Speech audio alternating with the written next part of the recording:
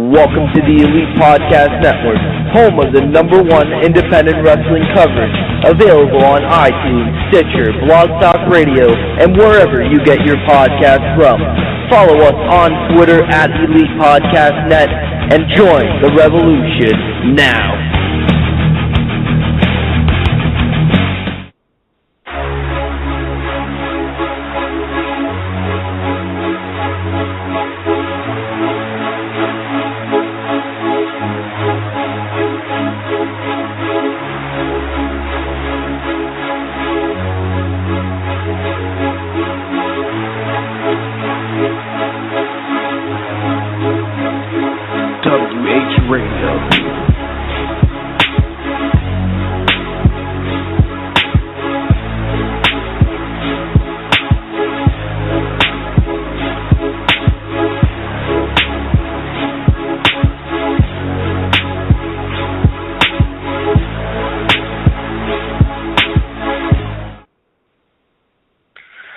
Welcome back to Wrestling Heads Radio. It's me, Oscar, filling for Skip today, who's watching a tie baseball game between the Los Angeles Dodgers and the Seattle Mariners. Joining me now, I got Tom on the line. What's going on, Tom? Not much. Was a eventful weekend. Ended up with some bruised ribs, so I'm not feeling too great, but I'm always ready to talk some wrestling. Who the fuck kicked your ass? It was a bunch of different things that happened, and it hurts to breathe, but had to come on, talk some wrestling. But it's bruised ribs, You gotta work over it, Yeah, I get you. All right. Well, Matthew Grant will join us later on in the show later on tonight. Even though, he's not really a special guest, but he will still join us later on tonight. Anyways. Hey, I'm here, guys. I hear the trash talk. You want to join us then or not? I'll join you guys later. Have fun talking about Raw. I've not quite seen it yet. All right. You can join us later, man. All right. You can't really talk smack about Matthew Grant anywhere. He will come out and appear. Just so people, just warning you, doesn't matter where you're at. If you're talking smack to Matthew Grant, he will be right there, so you don't want to talk smack to that guy. Yeah. He will punch you in the balls. I mean, it's okay because, he's a jobber, so it doesn't matter. Oh, what? Anyways, okay. Hey, I would be careful because you guys might see each other at Bolo weekend, so I would be careful. All right. Never mind Bolo weekend, man. PWG might need to be me versus Tom. Who knows? Well, I mean, me and Matt could work the dark match. It'll be all right. We'll see what happens. We'll see what happens at Reseda, California. If one of you guys show up. But I know one guy will for sure. But anyways, we're not talking about PWG right now. We're talking about WWE Monday Night Raw, which just went off the air. I just say it was an okay Raw, to be honest. I did like a couple of things on Raw tonight. Tom, what you thought of tonight's episode of Raw? I agree with you there. It was okay. There were some good moments on Raw, and then some of the other things were typical Monday Night Raw, just either boring, ridiculous, stupid, pointless. But at least it was a better crowd than usual because they were in London, so that helped the show a little bit. Well, not only it just seems like after WrestleMania, the crowd's been great. I mean, there's a lot of chanting around. Maybe you could say starting WrestleMania, since WrestleMania, the crowd's been great, and I just give props to the crowd. I mean, I don't know where Raw is going to be at next week, but if you're going to go, then whoever's listening, you better start doing something because this is freaking amazing. I like the Big Show retired chants. I like the NXT chants we hearing. I love them all. So, I mean, whoever's going to Raw, not just only next week or the next couple weeks, keep chanting. Keep chanting the Big Show retired. Keep chanting Cesaro or whatever. Just do your best and keep chanting. Excuse me there. All right, let's just talk about the best moments on Raw. We can talk about. Well, we all know that they had 2 matches going on Raw that involve stipulations. Both Seth Rollins and Randy Orton, we all know they're gonna have a match for the WWE World Heavyweight Championship at Extreme Rules. But tonight they were both in matches that they can have in a stipulation. So, or they could choose a stipulation pretty much. Randy Orton had a match against Cesaro, and which he ended up defeating Cesaro, but then Kane came out and switched the decision in a way. So instead of giving the victory to Randy Orton, he changed it to a handicap match with Cesaro and Tyson Kidd going against Randy Orton, and Randy Orton still able to win the match. So Randy Orton can pick a stipulation, which he ended up picking later on the night. Then that will lead to some backstage stuff between Seth Rollins and Kane. And then Kane, Seth Rollins was like, all right, Kane, you just you just had a great thought. Now what, Kane? What are we going to do now, Kane? And, Kane originally put Seth Rollins in a match against Dolph Ziggler, which Seth Rollins actually made Kane drop the match, and he ended up telling Kane to put in himself against Kane in the match and have Kane lay down for him, which later on led to another backstage segment between Kane and Daniel Bryan, who we all remember him as Team Hell No. I'm the tag team champion. No, I'm the tag team champion. We all remember all that. I thought we were going to see a little Team Hell No, moment there, but it didn't go that way. It's just that Daniel Bryan went to Kane and tell him, you don't want to make a WCW moment, which, it wasn't bad for business. If you think good for business, do a WCW moment that kill their business, then you don't want to do that. So basically, he told Kane to man up and fight Rollins, which he did a little bit. He didn't really straight up lay down to him like Kevin Nash did to Hogan back in WCW Nitro years ago. That didn't happen, but Kane did kind of defend himself in a way. He did choke slam him and all that, but after the choke slam, he just put Seth Rollins on top of him, and then Seth Rollins got the victory. So now both Seth Rollins and Randy Orton can pick stipulations for their match at Extreme Rules, which led towards later on the end of the night. You have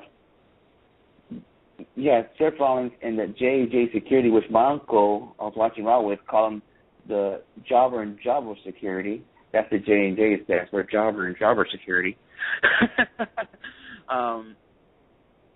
They just got their little lazy boys just chilling in the ring and just wanted Randy Orton to come out and let everybody know what's to be the stipulations. Seth Rollins' stipulation will be Randy Orton cannot use the RKO, and then Randy Orton's stipulation is going to be each pick will be a cage match. So the reason why I pick a cage match, so none of the authority can interfere in the match. So now we all know that for the WWE World Championship match at Extreme Rules, it's going to be Randy Orton going against Seth Rollins in a cage match, but Randy Orton cannot use the RKO. So, Tom, after all that I just said, what do you think of everything that I just said about Seth Rollins, Randy Orton, and what do you think of the main event for Extreme Rules? I think it's okay. I think the biggest problem I have with this is that Orton makes it a steel cage match, but when you look back to Hell in a Cell last year, J&J Security interfered in a Hell in a Cell match. So what makes you think that no one else can interfere in a steel cage match where they're able to climb over the cage? I didn't understand that. The whole Seth Rollins Kane thing, it was interesting. Obviously, this is probably leaning toward a Kane face turn sometime soon. So we'll see what happens there. I was disappointed with the Randy Orton-Cesaro match that they had a DQ finish and then made it a handicap match, because I was thinking back to last February, heading into WrestleMania 30, Cesaro versus Randy Orton on SmackDown, when Cesaro got a clean 1-2-3 victory over Randy Orton, who was the champion, going into WrestleMania 30. And they had a good match on SmackDown. I remember watching that, and it was a good match. So I was disappointed that they really didn't get to go out there and have a good match. But, I mean, I guess the main event of Extreme Rules, it's okay. It's something, at least it's something a little bit different. It's not the same. I mean, maybe we could have predicted that it was going to be a cage match, possibly. So it's not too much of like a different type of match that we would have seen. But I mean, I'm fine with it. I'm sure they can go out there and have a good match. I mean, look what they did at WrestleMania. They put on a great match there. So if they're given the time, I think they can go out there and have a good cage match. Yeah, definitely. Nate just tweeted from Eyes of the Ring, tweeted he wanted to see the Poke of Doom. He really wanted to see it. Shout out to Nate for listening. Maybe, well, we can say this. I'm still planning to go to WrestleMania in 2 years if they do have it at the new Viking Stadium. So I might see you out there, man. if they do have it there. Maybe Tom could just join along. I think he could probably drive to Minnesota, maybe. But anyways, shout out to Nathan.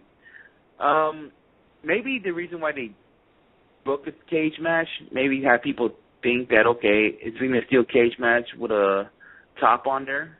Maybe that's how J&J can interfere, but there's other things he can also interfere, like knock out the referee, steal the key, open the cage. Yeah, that's and that WWE logic, now that, the Big Show's and the Authority, they've done it with Mark Henry, and probably with Big Show in the past, where they ripped off the cage doors. I have a feeling that something like that's going to happen. I don't know. It's not the best stipulation, but I mean, for what it is, I guess it's all right. You just know that there's going to still be a ton of interference. Yeah, definitely. That's going to be the main event. That's what's going to happen, the cage match. We're all going to know somehow the Authority is going to interfere in this kind of match. So we'll see what happens at Extreme Rules.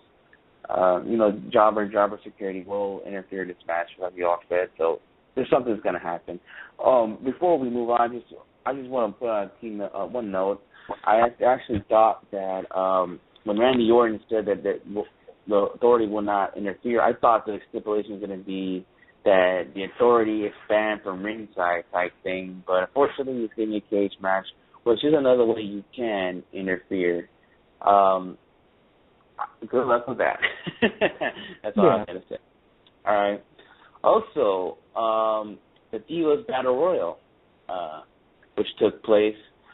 Interesting to happen after the match. We all know Paige won the Battle Royal, but interesting what happened after Paige had a little in-ring interview with Byron Saxton, mentioned about she's happy that she won the Battle Royal in front of her home country in England and all that stuff.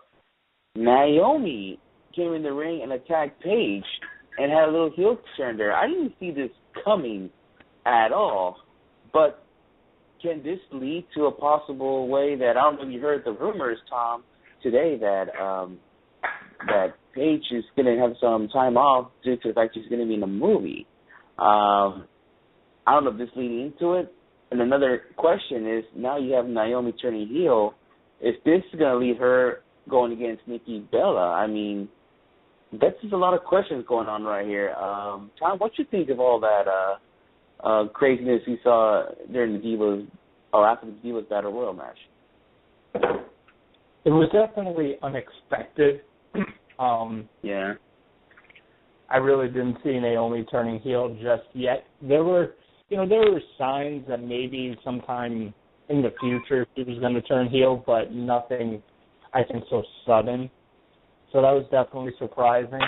The only thing, though, is that if Paige gets taken out of the picture, a Naomi versus Nikki Bella feud really wouldn't work, because now Naomi is a heel and Nikki Bella is a heel, and you can't do heel versus heel divas matches. It just doesn't really translate well nowadays. So that would be a problem. I don't know. It's definitely interesting. At least it's something different, you know. Like I said, we get to see a new Naomi. So at least there's some positive within this. Yeah, definitely. We actually got a tweet from somebody, Wrestling Godness. I think her name is Jocelyn. She tweeted that Naomi needed this heel turn to save her career. Let me be clear though. I think it was great. I kind of agree with you. At the same time, I thought it was going the right way because like I said earlier, today I heard that Paige was going to do a movie shoot. She was going to be staying out for a while, and then that got me thinking, okay, Naomi's going to get the title shot. And the past couple of weeks, I thought that's where they were going. Now that AJ is retired, maybe they want Paige to be out of the Divas picture. So okay, maybe they just want to try something new and give the shot to Naomi. I just thought since a few weeks back it was going to be Naomi anyways. And don't get me wrong, I like Naomi. I really do like her ring skills. I mean, she is really good. I mean, not only she's good looking, but she is really, really good in the ring. And yeah. I believe she deserves her Divas title run. I really do think she really does. But yeah, I just thought. I mean, I can agree with that.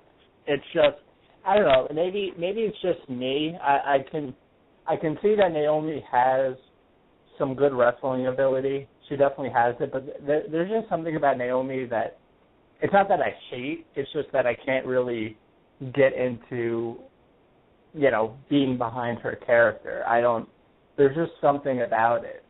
Like she's just not as strong on a microphone. There's something missing. Maybe this heel turn can add to that, can add to her character, because what has she been for the last couple of years? She's been the dancing, ass-shaking funkadactyl. That's not like a gimmick or anything. That's not like a person. It was just something ridiculous, and there wasn't too much depth with her character. And I think that's a problem.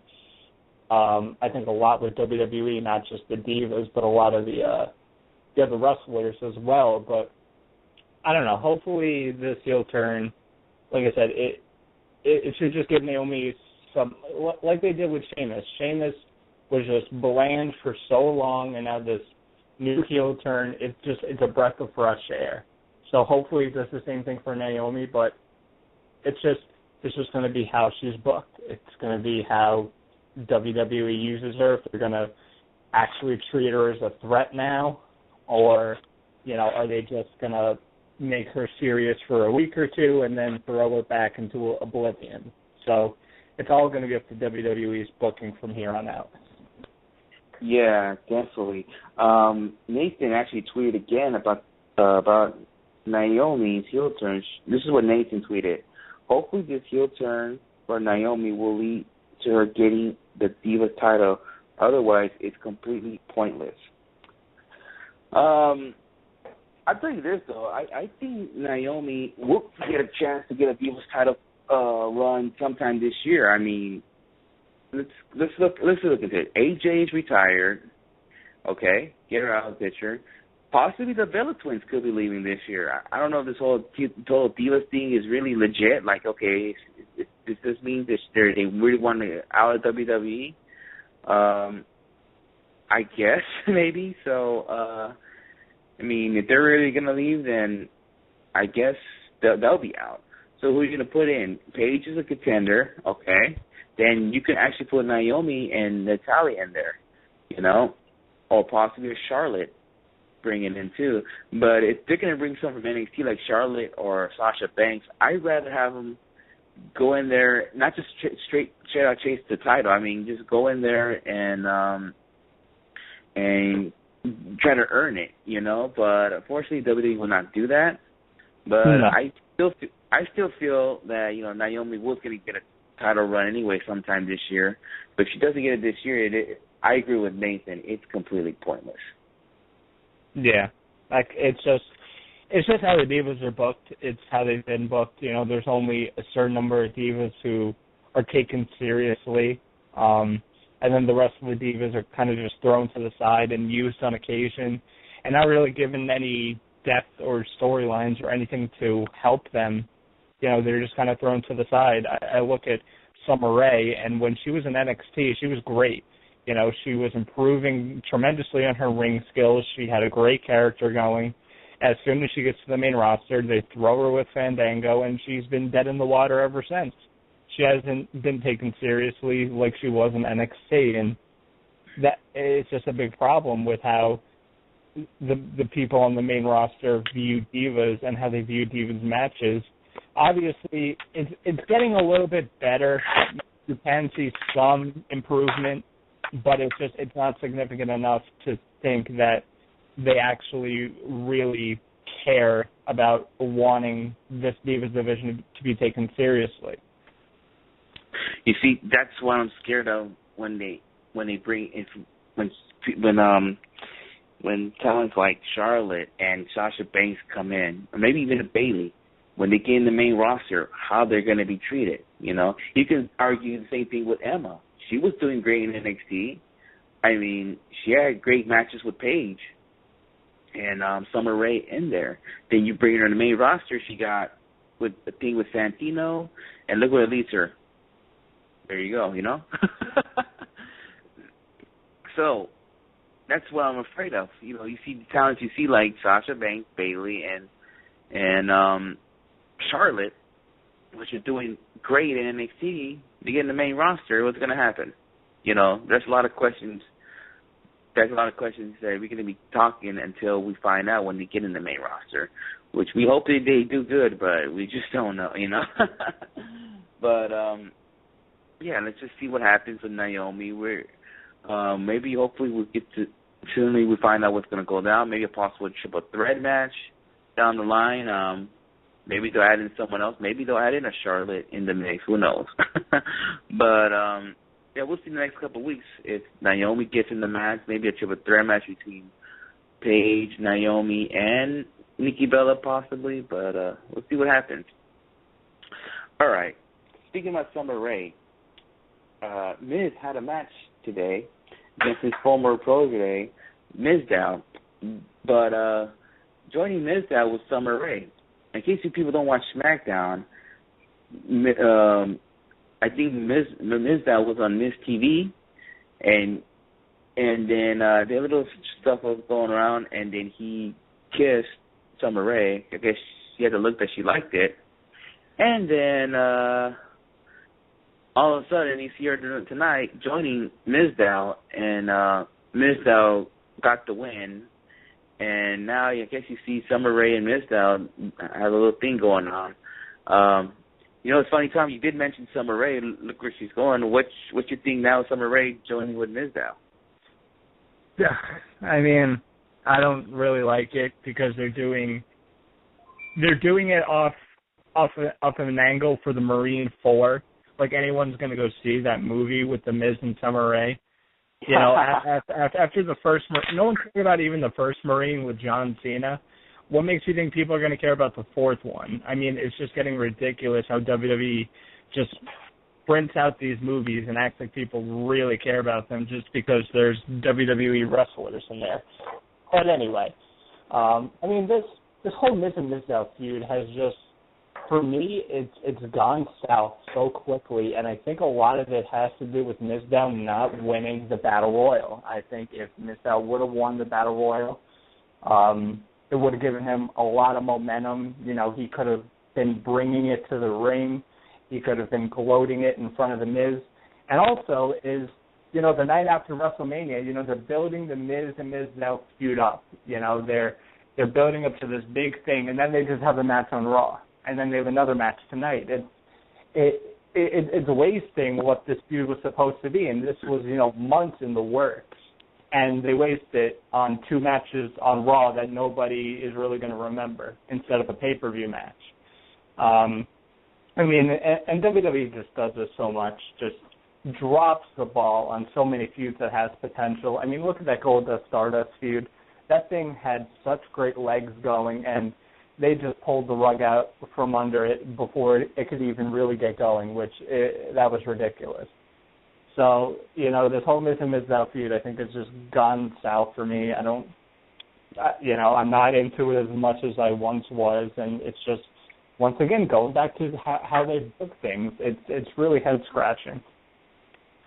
Yeah, it's funny you mentioned the Marine 4. I mean, out of all of those Marine movies, I only saw the first one. That's all I've seen.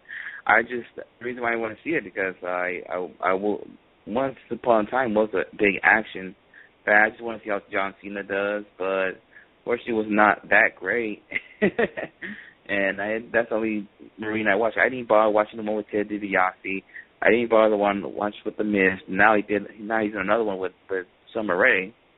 So I'm probably not even bother watching that either. But yeah, we'll just see how this whole Summer Rae thing goes. The only thing I can comment, I just wish this leads her to somewhere like it was when she was with Fandango at one point. But let's just see what happens between Summer Rae, Mizdow, and all that. And once again, Mr. Nathan Tweet. This is to do a segment of wrestling. We should quote, look what Nathan tweets. Yeah, I mean, listen, Nathan, I know you're listening. I know you can hear my voice. You don't want to call up, man? You don't want to call up, or you're too tired? What's going on, man? Call up. He's calling you out, Nathan. He's calling you out. Well, Nathan is part of the Elite Podcast Network family. He can always call in anytime he wants. But I'm just reading his tweet anyways, even when he calls in or not. But he tweets, I'm still confused as why Mizdow is still doing the Mizdow gimmick. Yeah, I don't know.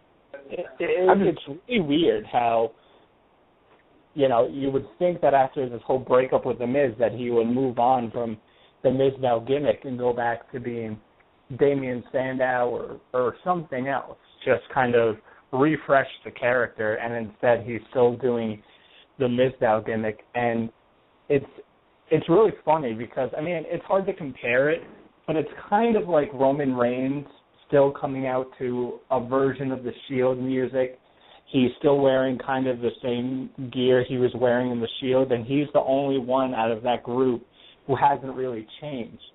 And it's such a funny thing because it seems like that's his whole identification now, is that he's not even really Roman Reigns, this brand new guy. It's Roman Reigns, okay, he still has the Shield music and all that. I don't know. It's, like I said, WWE's booking, it makes me scratch my head so much. Yeah, definitely. You know what, Tom? You just got your wish, because I think Mr. Nathan is on with us. What's going on, Nate? Hey, what's up, guys? What's going on? How you doing, man? Not too bad. I figured I'd call in and instead of tweeting you guys' heads off, I figured I'd call in and since you guys called me out and said I should call in, so here you go. Hey, Tom did. I called you out. I called you out, Nathan. Yeah. Yeah. Before we move on, just want our listeners to know, if you want to tweet like Nathan was tweeting, go ahead. Don't be shy. Tweet anything you want. You tweet that Tom sucks cock. Go for it. I don't care. You tweet all you want. Such an asshole. But anyway, Nathan, what do you think of this whole, I know you're tweeting about the whole Mizdow thing, but what is this whole Miz and Mizdow feud doing for you right now? Right now, what it's doing for me is absolutely nothing. The reason for that is because they're wasting all of these matches by putting them on Raw when they could make them mean something and put them on pay-per-views. And, like, Yeah. you guys were mentioning earlier that you're still kind of scratching your head at why Damien Mizdow didn't win the Andre the Giant Battle Royal. If he would have won that Battle Royal, they could have actually used that in this feud. But as of now, I mean, Big Show won the Battle Royal, and what are they doing with him? Absolutely nothing. So that's kind of where I stand on it. And it sucks that they're not doing a match between those two at Extreme Rules. And like I said, they're wasting it on free TV. Yeah, they're wasting on free TV, and it looks like they're trying to kill off this feud right this way. But good luck with that. Maybe this match will end up being a pre-show match between Miz and Mizdow, or some kind of match. Winner gets Summer Rae. I don't know what the fuck. If it's on the pre-show, that could work for me, but because at least it's on the pay-per-view somewhat. But it sucks that it's not getting. It sucks that it doesn't feel like a major feud because they're not treating it that way. Now I'm just wondering what's going to do with Mizdow after the whole Miz feud now. So we'll see what happens. All right. I think there's something interesting now we could talk about. Something that Bray Wyatt did. Bray Wyatt came out doing his thing, talking to somebody that we all don't know who he's talking to. But what interesting thing, when he turned around, there's this picture. I just don't know what it is, but it gives us a clue he's talking about. But the way it looked like a face painted, kind of like Sting, with a long tongue coming out. So I'm thinking, is he talking about Sting or Finn Balor? That's my only guess I could be thinking. I don't know if you guys saw that figure when he turned around. What does that mean? Do you guys have any clue what that means? I have no clue. I don't know. It's really weird. I don't know what they're doing with this whole thing. At first, I think we mentioned it last week. We thought when he cut his promo last week, he was talking about Roman Reigns, and it doesn't look like that's happening. Even though I think that would be, a good feud. It could be Finn Balor. I don't think it would be Sting. If they were going to do a Sting Bray Wyatt match, if they were going to do it, they would save it for a SummerSlam or a bigger show. They wouldn't be hyping it up this early. So it could be Finn Balor. Who knows? I don't really see the point in bringing Balor up right now. You just brought up Neville. You just brought up the Lucha Dragons. You can't bring people up. You can't bring too many people up at one time, or else it kind of gets overcrowded and some people overshadow some other people. So I think if you're going to bring Finn Balor up, you have to wait, until SummerSlam or sometime around there. Give people a time to adjust to the new guys that, a lot of casual fans that don't watch NXT don't know who Neville, I was going to say Adrian Neville, but Neville and the Lucha Dragons are. So you can't keep bringing these guys up. And I don't know, I really had a problem with how WWE has been booking Bray Wyatt. It just seems like, they're building him up for this big feud and then he loses. And then they build him back up for this big feud and then he loses. It's like, why can't we get a serious Bray Wyatt push where he's supposed to look like, the monster that he claims to be? I don't get it. I've said this, I think I said this last night when we were on Eyes on the Ring. But I said that last year at WrestleMania, Bray Wyatt lost to John Cena, and then it was like, okay, what now? This year he lost to The Undertaker, and we're talking the same way. And I've heard people try to argue with me that Bray Wyatt doesn't need to win. And I've always said that that's bullshit, because if you're a wrestler and you're trying to get your point across in your character, you have to win. Otherwise, most people aren't going to care. Yeah, I can see that. My whole thing is, I don't think Bray needs titles. I don't think he needs the world title just yet. I don't think he needs titles to identify with where he is in the company. I just think he needs to look dominant. it just seems like they're treating him as a joke, and he's supposed to be one of their major players, and apparently everybody's really high on him backstage. There's no heat on him or anything. There was actually an interview on RollingStone.com where Ronda Rousey says that she gets a lot of her promo fire from Bray Wyatt, highly praising Bray Wyatt. So obviously this guy is high in the company's stocks, but it's just like they don't know what to do with him. And it's weird because I think there's a lot you could do with the guy if he's taken seriously.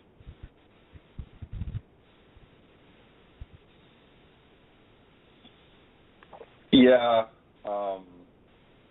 it's really weird how they're handling him.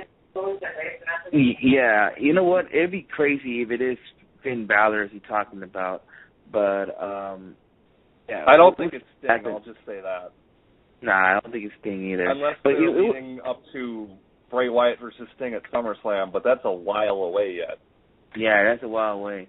But it would make sense if he is talking about Sting, because he did lost the match to Triple H at WrestleMania. So it will make sense if it's Sting. But Bray Wyatt lost too, so yeah. But the thing is, though, he's talking about Well, I understand that, but what he's talking about is that he lost and he loses his legacy. So he's basically trying to say something to get in his head. The Sting could appear and finally do something. That's what my thought it would be. But Finn Balor would be crazy because he comes in the main roster and his first feud will be Bray Wyatt. I think that would be crazy. But I'm just hoping, like what Tom said, I think this is not the right time for Balor to debut. Even though there's rumors going around that he's planning to debut, they're going to have him debut sooner rather than later. So, yeah. No, I don't get. With a guy like Balor, obviously there's a lot of hype around him. I think everybody can see it. Everyone in the company, the fans can see it. This guy should be a star. He should be one of the main guys in the company. I mean, either number one or number two in the company. This guy is a bona fide star, and everybody knows it. So when you do build him up, you have to do it properly. And when you throw him out on NXT, and everyone's still getting used to him, kind of. A lot of the people that don't know his previous work. I don't know. I wouldn't I want to see him stay down in NXT a little bit longer, Obviously, he doesn't need to work on anything because he's one of the best in-ring workers in the company. His entrance is absolutely insane. But even without the paint, I think he just gives a different presence than a lot of people in the company. So I would say just hold off on him. And there's so much. That's the thing. There's just so much star power down in NXT. Is that how are you going to judge when to push this guy up? And then, okay, you bring Finn Balor up, but then you have to bring Sami Zayn up, and then how do you fit Sami Zayn into there? Because those guys could both be stars, and then you have to bring Kevin Owens up. How are you going to fit him into it? So there's a lot of variables that go with bringing guys up from NXT so soon. Yeah, Owens, it's going to be a while till Owens in the main roster. I'll tell you that right now. Even though there's all these rumors going around with, he could be having a long title reign. It might be a while to see Owens get in the main roster. I don't think a while. Maybe. I think by next year we'll see him on the main roster. I think they want to get Kevin Owens, Sami Zayn, both on the main roster, and Finn Balor up. As soon as they can, because they're all star powers. I think Hideo Itami is going to stay down there a little bit longer than everybody else because he still has to adjust to everything and still kind of has to work on his English just a little bit. But I don't know. It's just it's weird how they're going to bring these guys up, but I don't think it matters as long as they use them properly. I think that's just the end all be all. Speaking of Hideo Itami and you saying that basically they're going to wait a while to bring him up, it kind of surprises me that they had him win that tournament at NXT to get into the Battle Royal. Because Well, if they're not going to call him up soon. Yeah, well, the only reason, what I've heard is the only reason that they did that was because they were inducting Fujinami into the Hall of Fame, so there's a lot of Japanese media press at WrestleMania, so they wanted to kind of throw it on there to kind of please the Japanese media. That's what I've heard. Sense. That makes perfect sense if that's true. Yeah. But we'll see what happens if Finn Balor is debuting. Maybe he's been for a while. We'll see what's coming up. But let's just say if it is Roman Reigns he's talking about, then I kind of see him costing Roman Reigns' match at Extreme Rules, which we can move on and talk about that, which what we're talking about is Roman. It looks like it's going to be a Roman Reigns versus Big Show match at Extreme Rules, which, he did mention the Big Show. He did mention that he cost him this match last week and all this stuff. And, the Big Show wasn't a Titantron. They all ran their mouths. And then you have Roman Reigns saying that, he's such a tough guy, talking smack on the Titantron. Well, I'm in the ring right here. While Roman Reigns was getting back into the back, Big Show comes out and attacked Roman Reigns. And he just threw him in that little whatever that thing is, on the stage, and then he threw him where that car is, because, listen, they were in London, so they made a little design. He threw him where the car was at and dented the door, the back door. He did again, he dented the front door, and then he threw him up on the top of the car, and then he sort of like chokeslammed him on top of the car. He didn't go through it, but he went on top of it. Basically, he beat the shit out of Roman Reigns. But the way it looks like, we're going to see a Roman Reigns Big Show match at Extreme Rules, which that's what I kind of just talked about last week. I think that's where they're going, and it looks like I'm right. And you want to know something? Oh, man. You want to know something funny about that? I'm sorry, go ahead, Tom. Oh, no, that was just, I was going to sleep. I'm sorry. That was just boring me to tears. No one gives a shit about Roman Reigns versus the Big Show. Nobody gives, this is not helping Roman Reigns at all. If you want him to win over fans, this isn't going to help. This is boring as shit. Nobody wants to see this anymore. It drives me nuts. Nobody's going to give a shit about this. There is a guy on Twitter. His name is Chris Harrington, and his @name is @MookieGhana, and he's really good with statistical things as far as wrestling goes. So if you ask him hey, how many times have two guys, a specific two guys, face each other within a certain amount of time, he'll be able to tell you. He tweeted the other day that said that, okay, we're in April right now. We're not even a third way done with the year. Roman Reigns and the Big Show have faced each other on Raw alone 20 times. Jesus Christ. This is getting ridiculous. Nobody cares. And what, you're going to add a stipulation to the match? Ooh, that makes it so much interesting, and it makes me want to watch it. No. Make it a Japanese death match. So then they both explode, and then I never have to see that match ever again. Yeah, I don't even want to talk about this anymore. It's just so boring and pointless, and nobody gives a shit. Well, speaking about what's not boring on Raw, I'm sure you guys liked this part when Dolph Ziggler came out. He did put an open challenge out there, and look, all of a sudden, I did mark out Neville, because I know when he comes out, I know this is going to be a great match between the two, which they did. Fucking Neville did that freaking flip on the little ramp with a freaking off of the barricade. He did the 450 off the barricade. Two great workers going in. You couldn't expect nothing less. I can't imagine if you gave these guys a little bit more time and a little bit more freedom, what these guys can do. It's incredible. Ziggler's great. I think we all know that.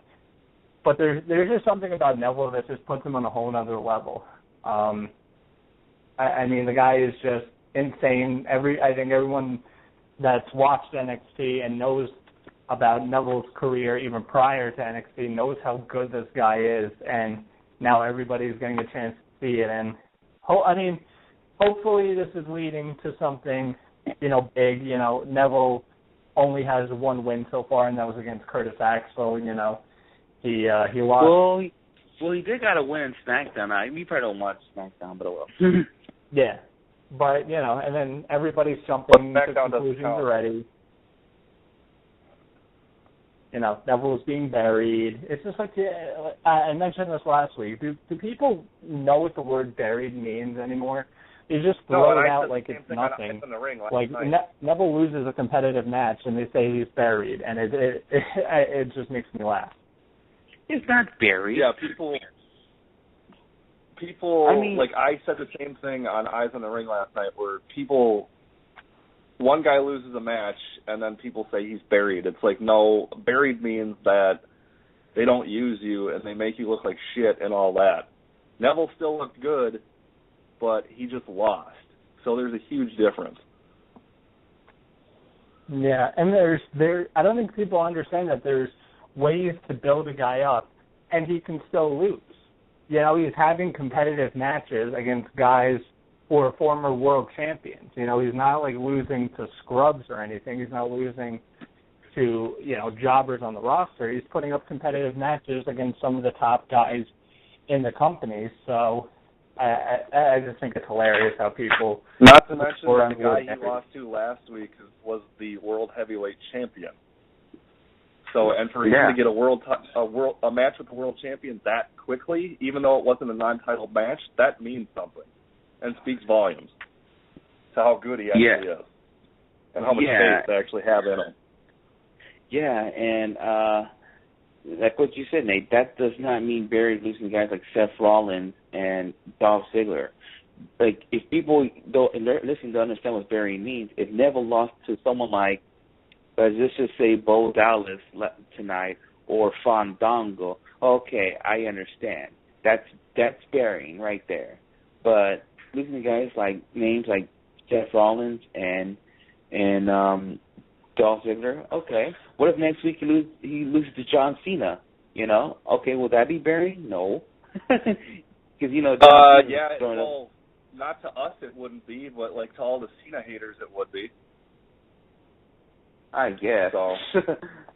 But I'm pretty sure Neville could put up a good match against John Cena if they do that next. He could too. Yeah, but what I liked about this, I feel like they're slowly building them up. They're putting them against guys like Dolph Ziggler and Seth Rollins and making them hang in there. I like that. I like that. Start them off like that. That's what I am. That's why I like it, because they don't really put them on an actual feud right away against someone like let's just say Big Show, or we were talking about, or Kane right away. But unfortunately, I think it's going to happen. And if they keep doing it this way, the right thing, I see Neville being a top star with the next year. Maybe you'll have a WrestleMania match next year, not no stupid Battle Royal or anything like that, Andre Giant Battle Royal. Maybe they'll do another 6-way or 7-way match in the Intercontinental. He'll probably be in that. I'm sure he'll kill that. I think they'll like to see Neville in that kind of match. Well, we'll see. We'll just continue on and build up slowly, and let's just see what happens. All right. Speaking of Fandango, he turned face today. What's interesting about that, like around 2 years ago around this time, people were doing the Fandangoing at one point. I'm sure people like Tom, I don't know about you, Nate, you might have done it yourself, but everybody in the whole world was doing the Fandangoing. It seems like with the face turn, they're trying to bring it all that again. I don't know what this leading to, but I remember this though, when he had the Fandangoing going on, it was working at one point. I think there was one point that he could have won the Intercontinental title, but it didn't work out that way because he suffered concussion, and Axel took the title from him. So he basically took his Intercontinental title reign away from Fandango. So, question to you two guys, I don't know if you guys care, will this lead to Fandango's career back where it was 2 years ago? No, absolutely not. I mean, Fandangoing, honestly, when it happened last year, it lasted maybe a month or two, maybe at its best. After that, it got old, it got stale, and a lot of it had to do with the commentators. Every single week, he's Fandangoing, Mago. Look at it, everyone's Fandangoing. It got, like, the commentators killed it quicker than it could build up. And I mean, JVL, Cole, and it was Jerry Lawler at the time. They tend to do that. They tend to kill a lot of these, I guess you could say fads or chants or whatever. They kill them quicker than they can build up because they have to, like, say them every 5 seconds, and they have to, like, yell at us like we're blind, like we can't see what the crowd is doing. But this isn't, honestly, I don't think this is going to really do anything. Maybe for a couple weeks it'll do something for Fandango. It'll keep him busy for a month maybe, but after that he's going to go back down to jobbing status. I don't see this being a career resurgence. Yeah, I'm kind of with Tom on the whole thing where I don't think the Fandangoing thing, if you notice, it started in a smart town and it continued tonight in London, but it's like only certain crowds will actually do it. So, but the thing is with the Fandangoing is that they really tried to make the whole thing work by just forcing it. And when you try to force something that hard for that long, it's not going to work at all in a wrestling sense. And I think if a commentator repeats the same thing over and over, it's just going to make most wrestling fans hate it and get turned off by it. But I don't know if this whole thing is going to be a resurgence for Fandango. I'd like to see him do something because I think he could be a really good Intercontinental Champion. But we'll have to see where it goes. I'm optimistic as far as it goes.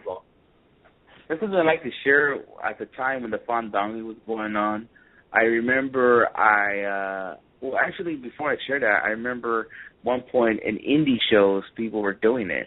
Like I remember even Maria actually did the Fandango in an indie show. So I went to Championship Wrestling from Hollywood tapings here in Los Angeles, and there was a match going on, and people were doing the Fandangoing. So I was like, oh shit, here we go. Watch when I go to Gorilla, they're gonna do Fandangoing as well. Fuck it. Well, unfortunately, the PWG crowd didn't do it. So, yeah, let's just see how the Fandango. Let's see it resurrect. Maybe next week, Tom would do the Fandango here in Wrestling Heads Radio. Absolutely not. All right, let's see what happens with Fandango. I've got a question for you guys too. Did you guys happen to see the spoilers for this show for tonight's Raw? Because I mean, it wasn't. We all know it wasn't live. Yeah. So did you guys look at the spoilers ahead of time, or did you guys just wait like I did and watch it live and not know anything going in? I actually just waited. I mean, because earlier today when I was hearing that, possibly the rumors of Finn Balor coming out, or maybe a Naomi winning the Battle Royal, I was thinking, you know what, I should not read it. I just want to be marking out. Let's just see if Finn Balor did come out. I want to mark out. I just don't want to see anything else, so I just wait and see. And, yeah, that's all. I just waited, pretty much. When I saw a tweet that said that somebody tweeted out, I think it might have been Triple H, but he said that there was going to be some surprises tonight on Raw, and I figured that would mean like maybe some debuts from people from NXT, and we didn't get that. But so I'm wondering what he meant, or if that was just something that he was just told to, hey, say this or whatever. So. Yeah, I mean, I saw like a couple of spoilers. I didn't see like the whole show being spoiled. I just saw some things. You know, like the Roman Reigns Big Show thing. I saw that, which I didn't care about anyway. So I didn't mind being spoiled. But for the most part, I didn't check the spoilers on Twitter. It was hard to kind of avoid Twitter and get around all the supporters, but it was fine. It's when they do these shows from the UK, it is kind of tough because they do tape it, and it's funny because John Cena said on Raw, we're here in London live, and everyone's like, no, it's not live. Yeah, well, definitely. Well, it was live to the audience as it was happening, but as far as us, it wasn't that live. And then the funny thing, I'm glad you brought up the John Cena promo, because he also mentioned that maybe they would do a WrestleMania from London. And I don't know how that would work, because it would be on like a 6-hour tape delay at least. So I don't even know if they could even do that.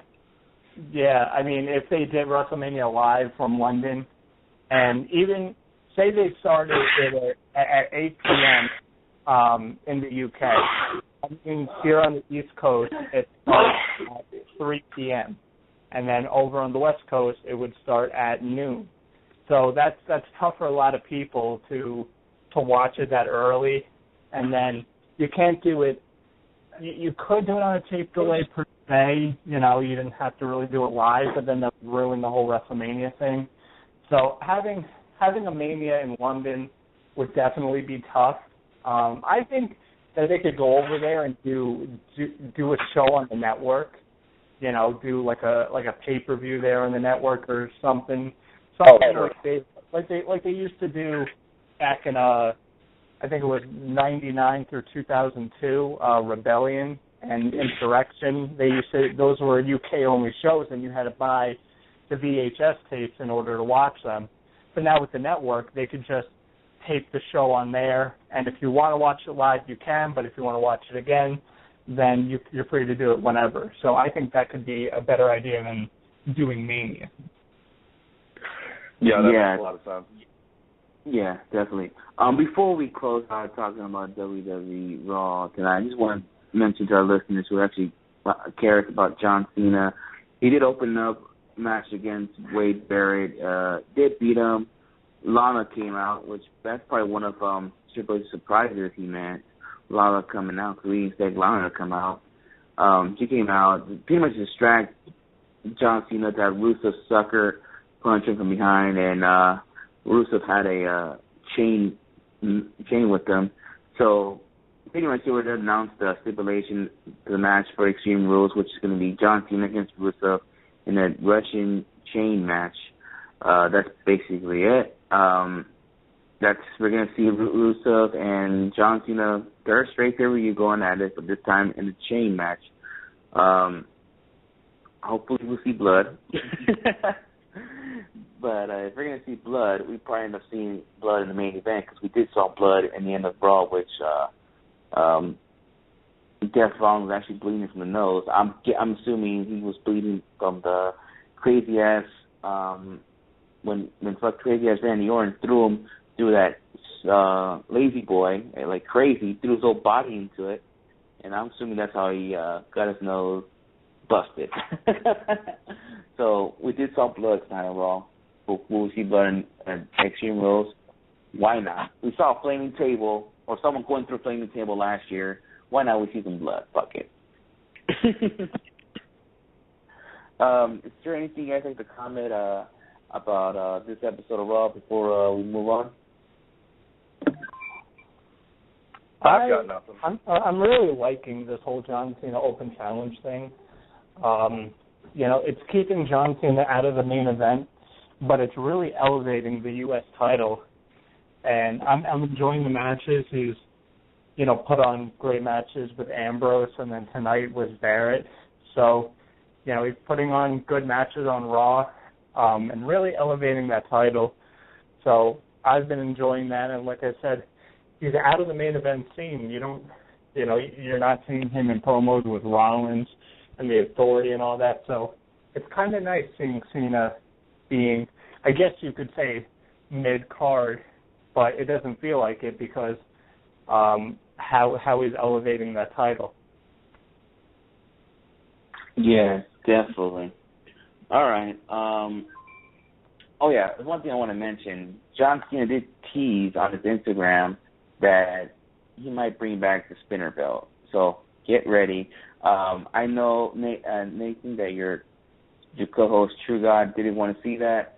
You better tell him it might happen. I want to see it. I've told him that it should happen, but he hates Cena with a passion. So it doesn't surprise me whenever True God says that he doesn't want that to happen or anything pertaining to Cena to happen. So, but I really want it to happen, and I can't believe I'm even saying that. All right. Well, I guess we'll take a little commercial break. When we come back, I guess we'll talk stuff outside of WWE, or maybe we'll talk about one thing about the WWE, and we'll talk about what happened over the weekend at CCW. And thank God I'm not working for TNA because they probably wouldn't pay me right now. We'll be right back. What's up? This is the phenomenal AJ Styles down here in LA, kicking it with the PWG, busting my tail. Freaking great tournament, the Bola tournament is freaking amazing. Anyway, the fact of the matter is, everybody and anybody needs to listen to Wrestling Head Podcast. This is Biff Busick, CZW World Champion, and you're listening to Wrestling Heads Radio, the greatest podcast in the history of the Internet. Shout out to both AJ Styles and Biff Busick for those sound bites. Just met them back in Bola. Well, I always see Biff Busick everywhere pretty much every time it comes to California. AJ Styles was a cool dude. Too bad I didn't get to meet him or see him at Ring of Honor, which I get to hang out with Nate though that weekend. That was freaking awesome. I still remember that. That was. Yeah, it was a great weekend. I got the shirt in the mail the other day from the 13th anniversary. I can't wait to get my hands on the DVD.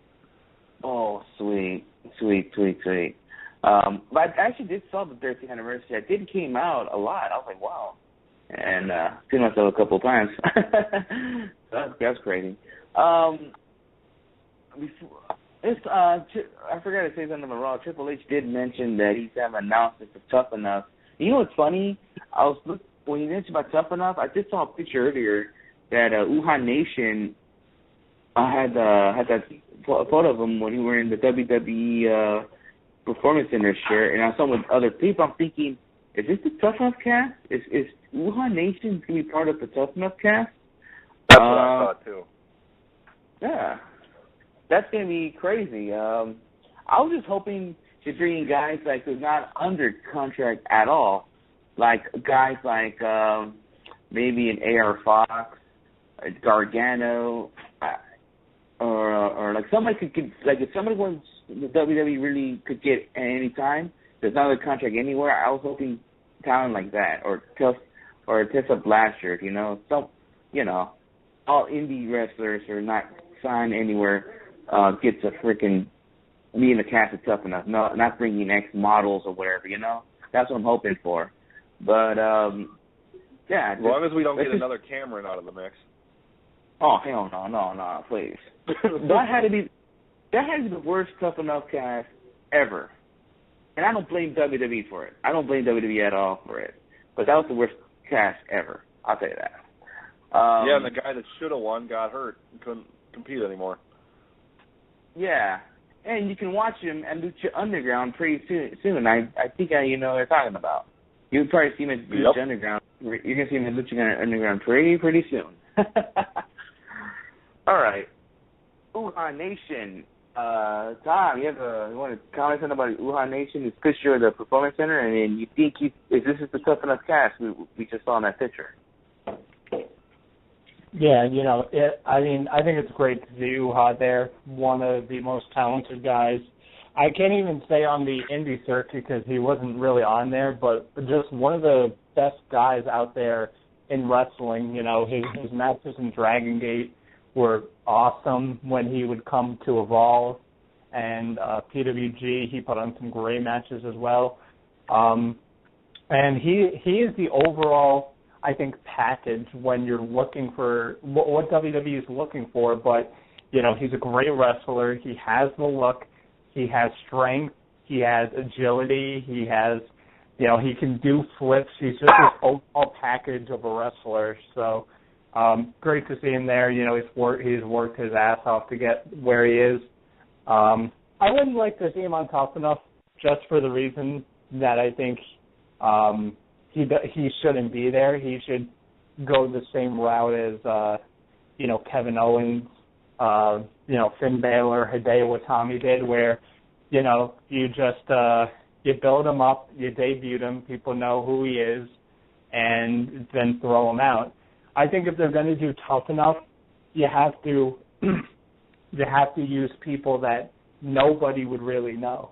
You can't use big indie names or anything like that. I think just for the simple fact that, say you were mentioning Johnny Gargano. If he just debuted in NXT, people would know who he was, and he would already be over as soon as he came into the company. So he wouldn't need a Tough Enough. I think Tough Enough, the purpose is to build guys up who aren't familiar, with wrestling as much as a guy who's been on the indie scene for 10 years. Yeah, definitely. You know what? I almost left out somebody who might want to join us. Mr. Matthew Grant, are you there? I am. What's going on, man? Now you want to join us, man? I will. Yeah, I just heard you guys talking about Uha Nation and some of the WWE signings as well. Really cool to see all those guys being signed. You got to wonder what's going to be with them. Are they going to be used for Tough Enough? The Diva's going to be used for Diva Search? Who knows? Yeah, definitely.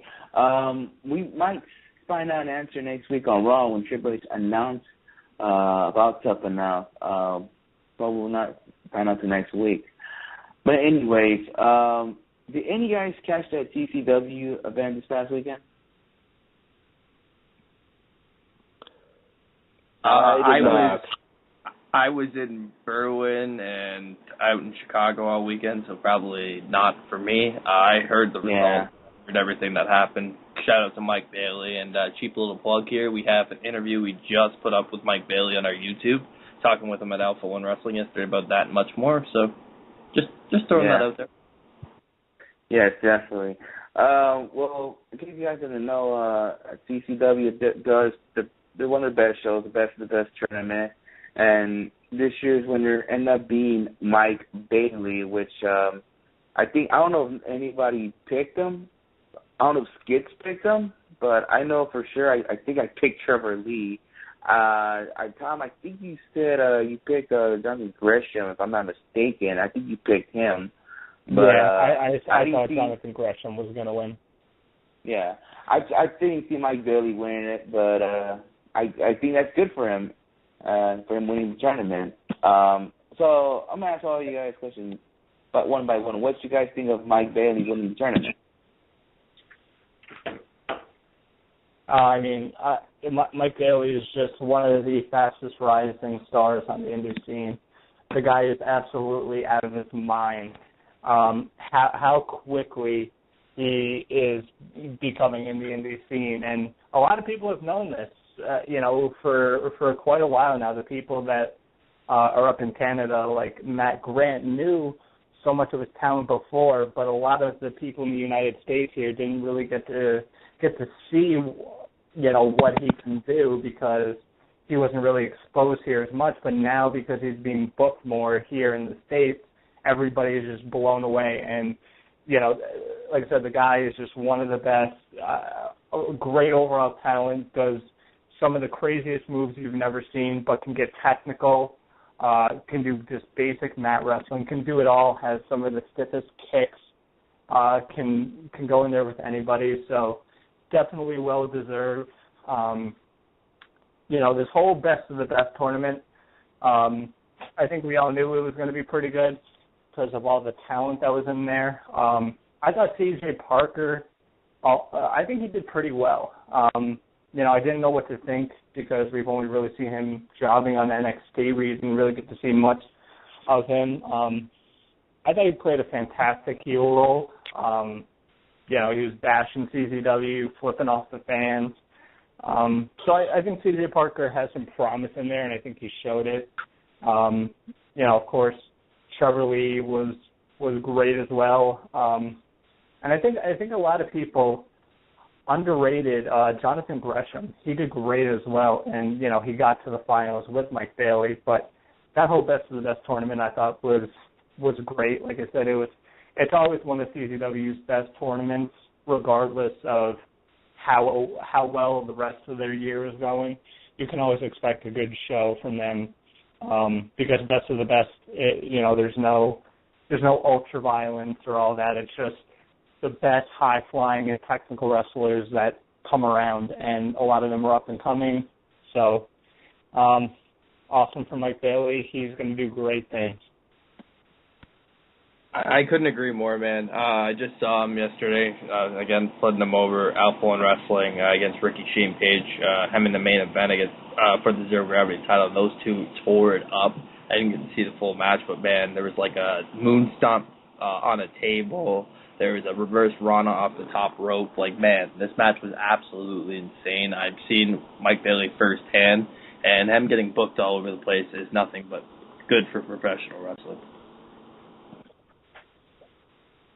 Yeah, definitely. I recommend you guys to check out whenever it comes on DVD. The match you have with Trevor Lee at PWG. You guys gotta check it out. I recommend it to check this match out. I heard good things about that.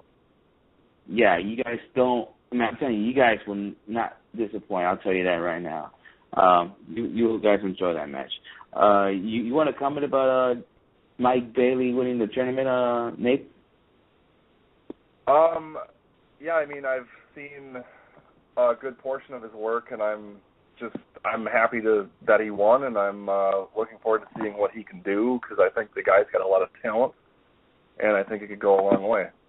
So that's pretty much all I have to say. I mean, I can't say enough good things about the guy, because he's really good, and we'll only see him get better from here, and it just depends, like I said, where he goes in the future. And who knows, maybe he'll get picked up by a major company, and we'll get to see him on TV on a weekly basis, which I would really like to see, but we don't have crystal balls, and we can't figure out what the future is, so we'll just have to kind of see where it goes.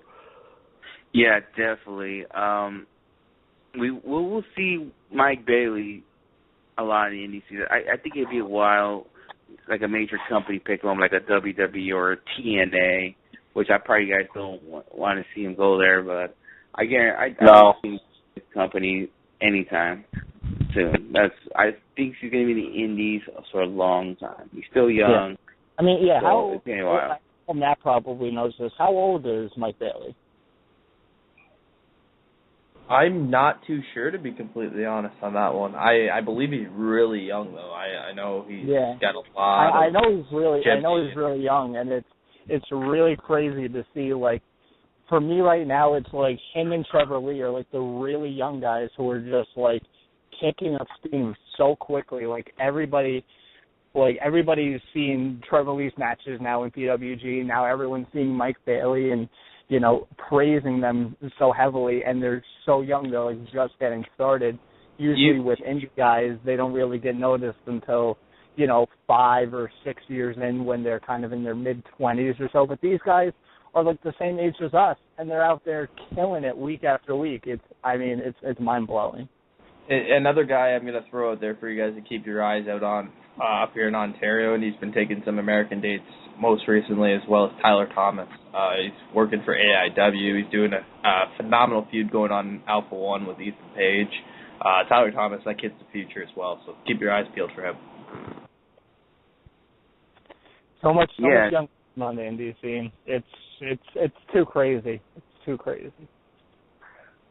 Yeah, right now I'm trying to get the thing loaded, but I'm actually going to see a couple of Canadian talents next week's AWS Q Pro show in a couple of weeks. I'm trying to find the names. I think Matt might know who they are, but I'm trying to get the names loaded up in the way I'm just loading too freaking slow. When I get the names, I will get them out to you, and I think you know who I'm talking about, Matt, when they load up. So I'm trying to figure out who the fuck. Okay, wait a minute. I think I got it. Kenny Lush. Is that I've the heard Canadian Maniac? Yeah, the Canadian Maniac. I think is his name. I'm gonna see him next week. Going against Adam Thornstowe next week. Next weekend, actually, I'm gonna go see him. So he's gonna be there next week here in California. So. You bring up Canadians, and I have to bring up something that was announced tonight. What do you guys think about House of Hardcore coming to Canada? Wow, that's good. I mean, I heard he was going to Canada, but I'm not sure exactly where is actually going to happen at. Like, where in Canada? Toronto. So I'm definitely Toronto. Awesome. I've been to the one in San Diego. I enjoyed it. They even had a convention before the show. It was pretty cool. I mean, it was a cool experience checking out a House of Hardcore show. But yeah, it just seems like the one in Philly. It honestly just looks like my summer is going to be even more stacked. House of Hardcore and Bola and whatever else is going to pop up. I'm just so stoked. Yeah, definitely. Hope Tom's summer will be stoked. Are you still planning to go to Best of the World or Ring of Honor? I'm trying to go to Best in the World. I'm trying to go to the pay-per-view, if it is going to be pay-per-view. I assume it's going to be, and the TV taping the next day. It is going to be pay-per-view. It's going to be pay-per-view, bro. Yeah, so I'm going to try and go to both the Friday and Saturday show. Hopefully get there. You know, I'm still kind of, skeptical about Terminal 5 because of all the things, you've heard in the past. I really wish that they would. I know they can't, but I mean, the Hammerstein Ballroom was just the place to be. You couldn't get a bad seat in that building. You could see everything no matter where you sat. It was just like the perfect wrestling venue for Ring of Honor, and it's a shame that the Hammerstein Ballroom decided to raise its prices so Ring of Honor can't run there anymore. I'm so glad you decided to say that, because I was literally going to ask that question. Like, would you guys be okay with prices being raised at the Hammerstein Ballroom if it was okay for Ring of Honor to run it? I mean, they're charging... I know they're charging a lot for Best in the World, both the TV taping and the actual pay-per-view. They're charging a pretty penny for both of those shows. And, I mean, it's, the tickets that they're charging is what maybe you would even find for a SmackDown or a Raw for some seats.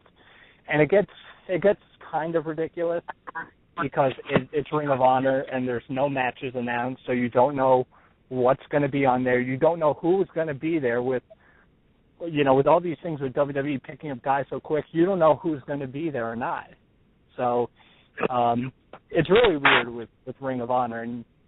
But I'm trying to go. Exactly. I honestly think you have a clear-cut main event. I think it's pretty obvious. We're going to see Jay Briscoe versus Jay Lethal.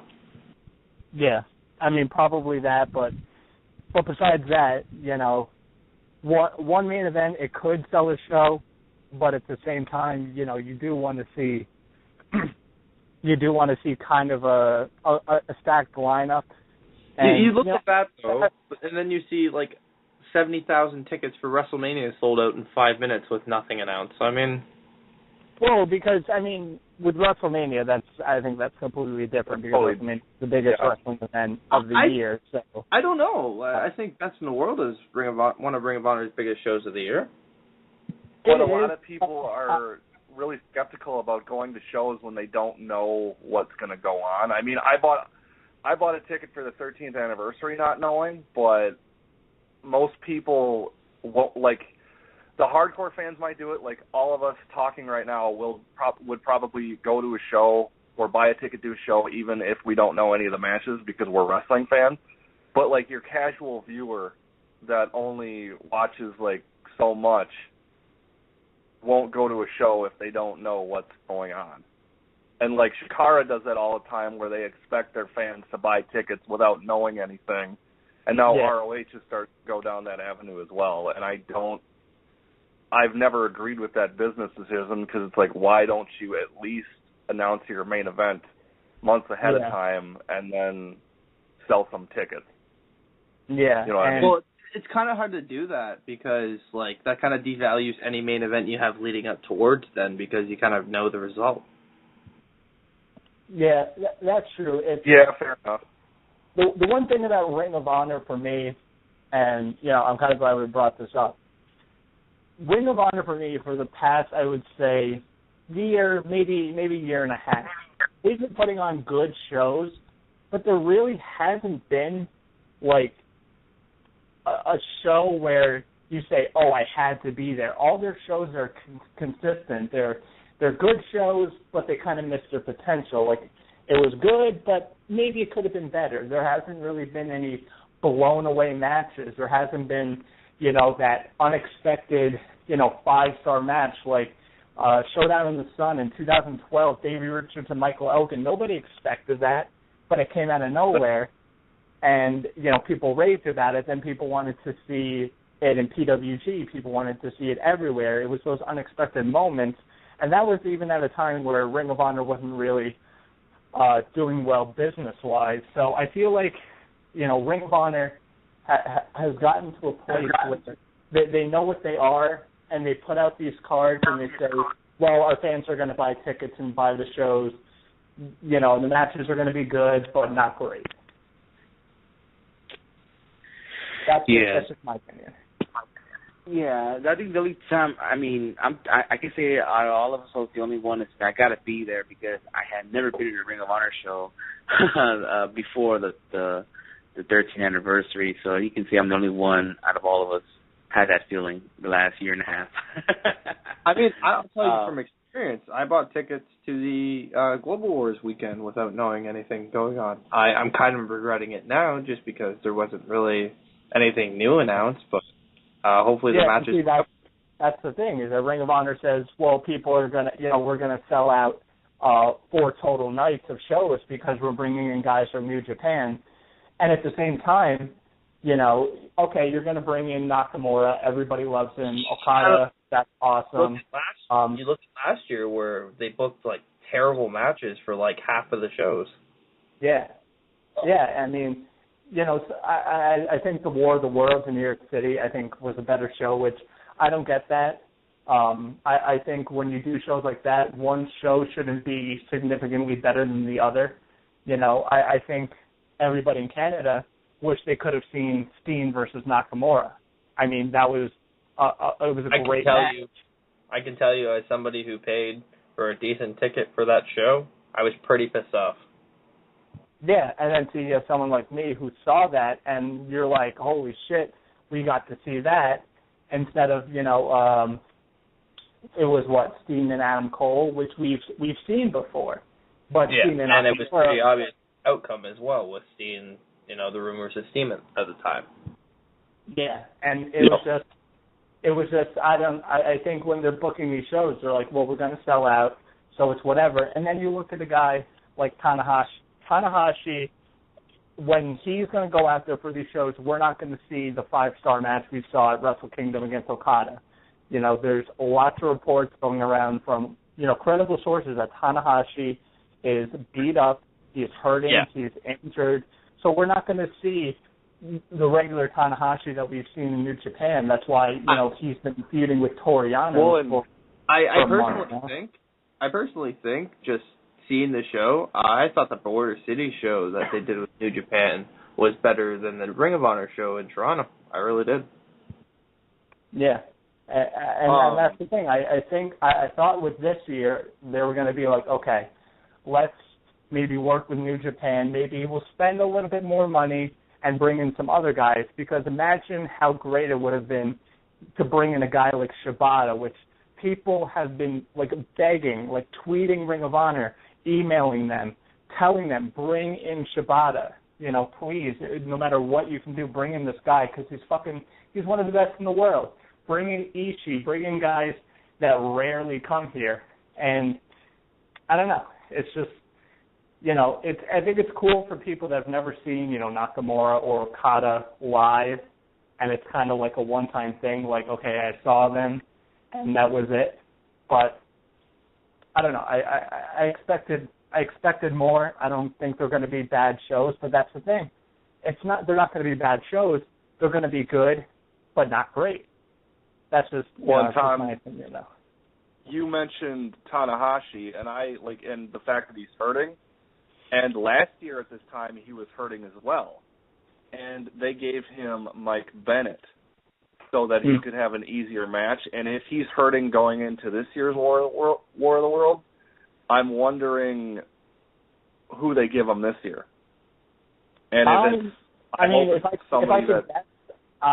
think they put Tanahashi in a tag match. I think they tag him maybe with a Ring of Honor guy against the Kingdom. Like maybe BJ Whitmer and Adam Page. Yeah, something like that. Just something to take it easy on Tanahashi, which, I mean, if you're a fan, imagine being kind of a new fan of Ring of Honor, New Japan. You know, you watched Wrestle Kingdom 9 and you're like, holy shit, Tanahashi is awesome. I want to see him do that frog splash in Ring of Honor. And then he goes out there and he does some simple stuff and you're kind of let down. Yeah, but at the same time, I think a tag match like that would kind of be a waste of Tanahashi. But if he's hurting that badly, then they might have to do that, just so that he can have. What's the sense in bringing him over then? Why not use that to bring somebody else over? It's just name power. You know, Tanahashi has the name. He's a big star in New Japan. He's the star. So they're going to bring him over no matter what, no matter how beat up he is. I kind of find it weird that we didn't get any Bullet Club as well. Do you think? I think we're going to get Bullet Club. I think it's going to be kind of like a surprise. That'd be crazy if they don't bring. That'd be crazy if they don't bring up the Bullet Club. I mean, that's crazy. They haven't been announced yet. Yeah, and I was. Said Nakamura was the final guy. I was really disappointed to hear that, you know, even if the Bullet Club doesn't come, then that means probably it's going to be Styles, maybe the Young Bucks, Gallows and Anderson. No Kenny Omega. People love Kenny Omega, and now he's in New Japan. You know, he knows Ring of Honor. He's been in there before. He knows the States. You know, he's probably not going to be charged as much as a Japanese guy to fly him in. And they don't do it. Yeah, definitely. Or maybe who knows? Maybe that's the problem. Maybe he does charge a lot. You know, before Bola, what was the last time he came to the United States? Very rarely, but that was was because of his contract with DDT. DDT put him at a place where he couldn't really work in the States as much. Now that he's in New Japan, he's stated in interviews that now he can work in the States more often. So it was a conflict with DDT. I don't think it had anything to do with Kenny Omega. All right, well, interesting. Well, we'll see. I'm actually predicting he will be at Bola when Bola comes around in August. So we'll just see what happens. I've been begging for somebody to bring him in, and if that's the case, I'm so happy I'm going to Bola. All right. Well, who just said that? Was that Nathan or was that Matt? That was Matt. That was me, yeah. Making sure. I thought it was like Nathan. I was like, oh, so you're coming too? No, I'll probably be there next year. That's my goal, is to be at Bola next year. All right. Let's just see what's going on. Cause I remember we were at Ring of Honor show. You were like, that's our next goal. That PWG. Yep. So we'll welcome you to our world when you come over. Yeah, because we know Matthew Grant's coming. We're gonna take him. We're gonna take him to Hollywood. We're gonna go all over the place, man. We're gonna take over LA. It's gonna be great. Yeah, it'd be crazy. We'll take it to Disneyland. Fuck it. We'll take it to Disneyland. Fuck it. Which is like maybe an hour away from Reseda. Oh, okay, let's do it. Fuck it. All right. Interesting. I just saw this tweet right now. I'm going to go off this freaking Ring of Honor and New Japan thing going on. But I just saw this tweet that relates to, I don't know if you guys heard over the weekend that TNA or the talent's frustrated that they're not paying them. So Matt Hardy just tweeted today that, or just like right after Raw went off the air. Who tweeted that? Matt Hardy tweeted that. Okay, I can't see his tweets because he blocked me for some reason. Oh wow, he did, huh? All right, yeah, and I've never talked to the guy, so I don't know why. Well, oh shit, he tweeted. Oh sorry, I went to Matt Jackson. Damn it, change your name. Well, Matt Hardy tweeted that TNA pays me so well and often that I almost feel bad. Almost. I got 5 checks today alone. Big money Matt is jubilant. So, I mean, listen, this whole thing with TNA and paychecks, I saw it over the weekend. I was listening, PW Torch and all that, and, PW Insider had it on their website. It's funny when top guys in TNA say, well, we're being paid. Of course you're being paid because you're the top guy. It's the mid-card to lower-level guys that aren't making as much money, that aren't being paid, that need that money more. Like I said, why do you think people are taking indie dates? Why do you think Davey Richards and EC3 and Zima Ion are taking indie dates? Because they want to? No, it's because they need the money now. Now that TNA is not running as many shows anymore, now that they're not on the same network, to go from Spike TV to Destination America, that's a big drop. Yep. Then you have idiots like Jeremy Borash taking shots at Spike TV in interviews. Like, what a moron. Yeah, it hurts. Like, they could have a chance to go back there someday, and that just hurts their chances, the way I see it. Probably. Yeah. I think it's funny because, Spike TV gave TNA a chance because nobody really knew what TNA was going to be. They were just the company that was running weekly pay-per-views every Wednesday. Nothing else.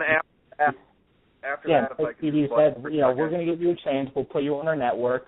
They put them on primetime TV, gave them an opportunity, and they were doing well for a while. But then TNA, with their head up their own ass, made stupid decisions and led to them not being renewed. If they would have had creative decisions and they wouldn't have done, stupid things to have their numbers drop to where they once were, they would still be on Spike TV.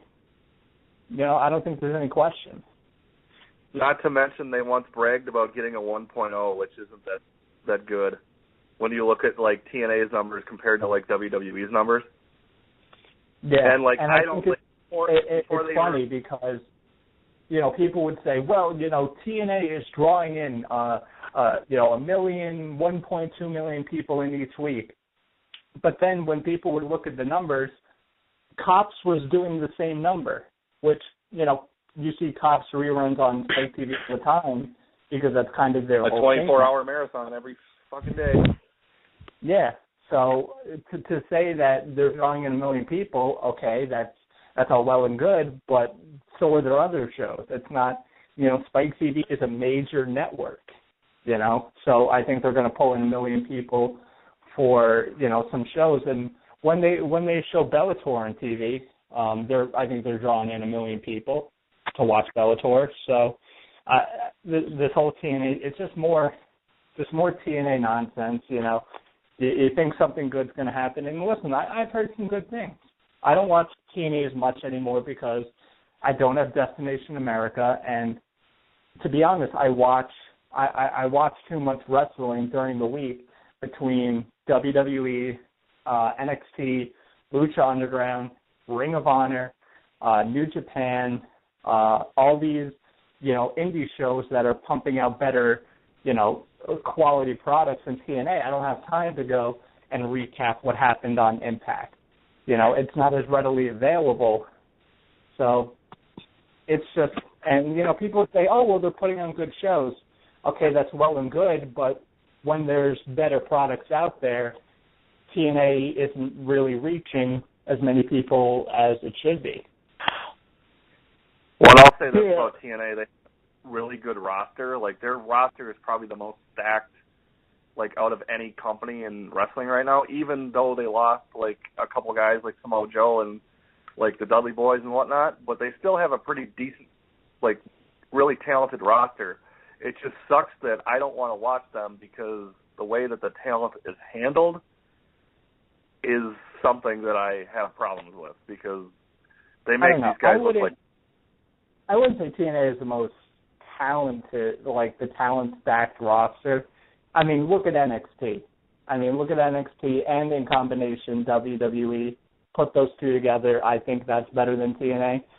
And I wouldn't consider, PWG as having one definitive roster, but with how many people they really bring in on back-to-back basis, I would put that, even though they're younger guys and they're up and coming, they're not established names, I would put them over the veteran talents that are in TNA, even though they have a lot of great talent. Bobby Roode, Austin Aries. Austin Aries is still one of the best in the world, and I honestly feel bad for him because he's still in TNA.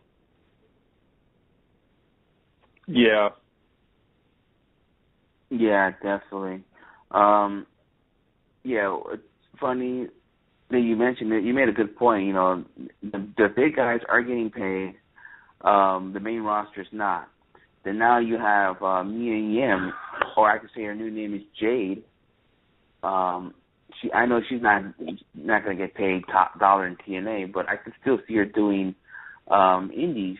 I could still see her doing Shine or Shimmer or whatever, because it just seems like, I don't know if you guys noticed, TNA and WWE Live it seems like almost like they're working together. They're using each other's talents. Like you will see Austin Aries and TJ Perkins on Evolve shows, and now you can see Drew Galloway and now Mia Yim, Davey Richards on TNA. So. Yeah. I think it's look at the top guys in TNA, like a Bobby Roode, a Bobby Lashley, and Eric Young. Bobby Roode's been doing some indies, and like James Storm, they've been doing some indies, but not as much as, say, Davey Richards or Zema Ion, where they're getting booked a lot more than those guys. And that's because Bobby Roode and Eric Young and James Storm are some of the top guys, and they're getting paid top dollar by TNA, so they don't need to do as many dates as, like I said, Davey Richards and all that. Yeah, definitely. But I know I just mentioned Mia Yim. I remember a few months ago, Tom, you wanted to see her in WWE. That looks like it's not going to happen. She's in TNA now, Tom. What's your thoughts of Mia Yim joining the roster now of TNA? I think it's good, get her a bigger spotlight than what, where she's at currently. Even though we do bash TNA, it is more eyeballs than the indie scene right now. There's probably more people watching Destination America than an indie show, which, I don't agree with, but that's just how readily available people watch TV as opposed to going out of their way to find other means of wrestling. But it's good, her and Havoc should have good matches, her and Gail Kim. I don't know who else is still on that Knockouts roster. I didn't even know. No, go ahead. I was going to say this. I follow Mia Yim on Twitter, and I saw a tweet from her, but her name was Jade TNA. I didn't even know that she was in TNA because I don't watch TNA and I don't pay attention to them. So that's like the only way that I found out that she was even in the company. Yeah, I remember I didn't hear the news until freaking Skip called me. Hey, you're the Mia Yim's in TNA. Like, what? And I did not watch the episode on Friday until yesterday. I ended up watching it because I just want to see the whole Mia Yim thing. And she was like, oh, she's just a little vignette, and her new name is Jade now. I don't know why they changed her name, but unfortunately they changed her name. What can I say? No, I'm just going to liken her to a Mortal Kombat character. Oh, my God. Well, it doesn't look like it. The way it looks no, like I know. I know, but the way it looks like, it's like, well, okay. So I thought it'd be like Karma type shit when she was in the WWE, and I was like, she had a doll and all that, but it just seems like she's going to come in as like a real-life doll walking around. I don't know. I don't know. It just I don't know what it is, but we had to find a couple of weeks. I'll be watching TNA to figure this shit out. But there's one thing TNA got to do right now: get rid of the feud between Bobby Lashley and Kurt Angle. I know Kurt Angle's the world champ, and I know they're both baby faces, but I just think it's time to end that feud. I'm sorry. Yeah, that's TNA for you, y'all. All right. I heard something which I did not go over the weekend. I didn't go to the Lucha Underground tapings over the weekend, but I did heard that Chavo Guerrero suffered a serious injury during the tapings. I don't know if you guys heard about that, but it can affect his spot. You guys know what's going on. They're having a big event next week here in Los Angeles called Ultima Lucha. Basically, it's their big event, almost like their pay-per-view, but just not getting on pay-per-view. It'll be an O-Rate network, like a 2-hour special, I believe. And it can affect them competing in that show. But I don't know if you guys heard he did suffer some kind of leg injury during a match in the taping, which sucks for Chavo Guerrero. But anybody, when is that show airing? Do you know? I have to guess either July or August because because I didn't go to the show, but a friend of mine, Danny, told me that this episode is going to be showing in June. And I know Saturday they're doing 2 more episodes, and Sunday is the Ultima Lucha, which I'm planning to go this weekend. I missed Lucha Underground last week, and I'm not planning to missing on it, but I'm planning to go this weekend to Ultima Lucha and the other 2 tapings the day before, so I'm planning to go. I'm not going to get any spoilers what the card might look like, but it looks very interesting. But there's one thing I can tell you, though. Next week's episode of Lucha Underground with the finals of that trios tournament, I recommend you guys to check that out. I mean, if you guys are one of the guys that say you're Wednesday night, okay, I watch NXT first, then I watch Lucha Underground later on, then DVR and watch it later on. No, you watch Lucha Underground first. I recommend you to watch this first because I guarantee you that Lucha Underground episode will be better than that NXT show. I'll probably watch Lucha Underground first, but I'll probably watch the West Coast feed at 10 o'clock because I'm working on Wednesday. So chances are that I won't be able to catch the actual – because El Rey Network airs 2 shows. They do the live one at 7 o'clock, and then they air the encore, which is West Coast time, at 10 o'clock. So I usually end up catching the 10 o'clock.